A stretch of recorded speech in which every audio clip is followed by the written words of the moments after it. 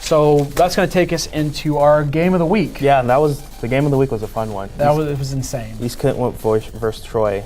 We walked into that game saying, oh, East Kentwood, they might be on a run. Yeah. Their games over Lake Orion and Star International might have been flukes.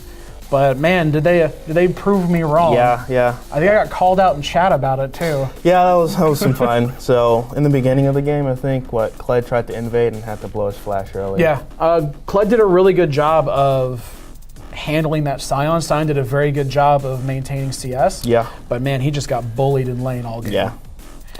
And I guess that brings us to a really good point about Cled. Yeah.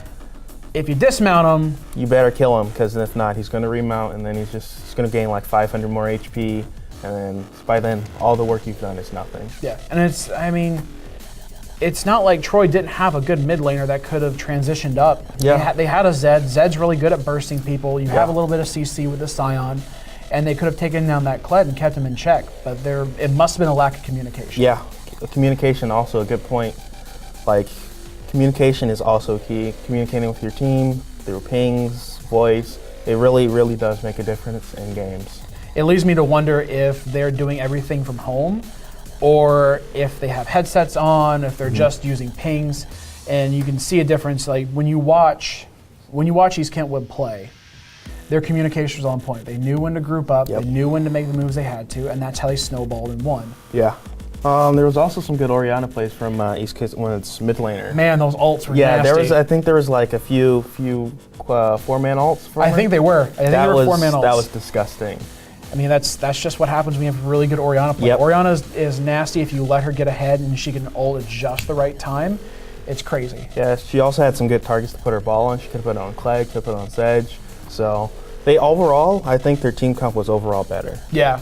And I mean, we've had those matches like, oh, this is a masterclass of playing this is a masterclass of playing that.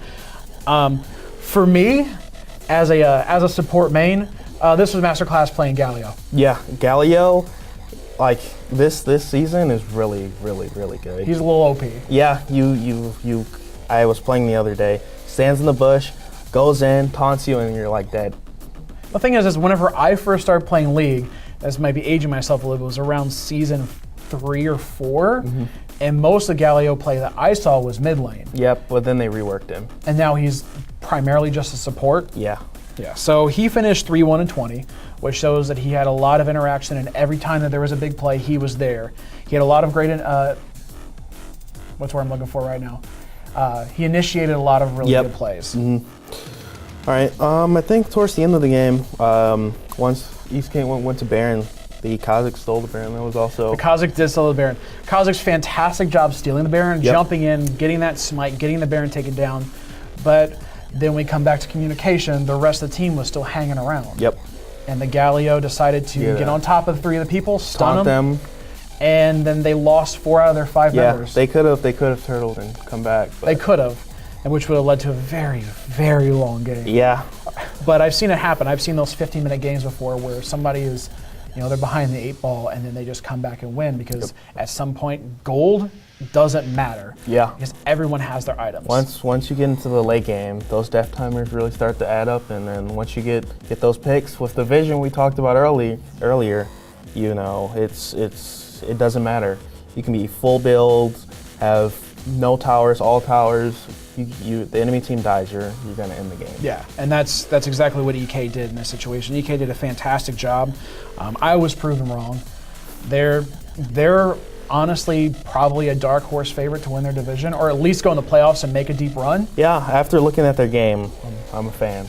I think it helps that they have this really sweet lab that they have all of their kids play in. I haven't seen it. It's pretty dope. Yeah. I think it's one of the best ones in Southwest Michigan.